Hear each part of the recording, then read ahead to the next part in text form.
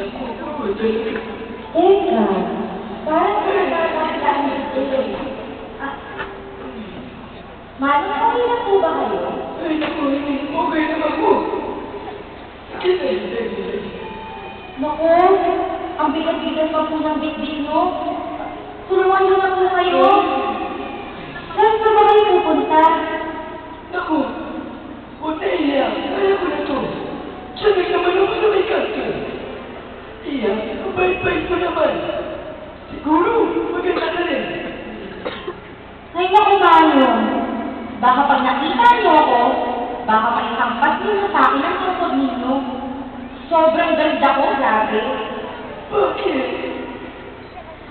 Mano, pangit ko ako. Wala akong nagkakagusto sa akin. Lahat ng lalaki, pag nakikita ako, nasusuka.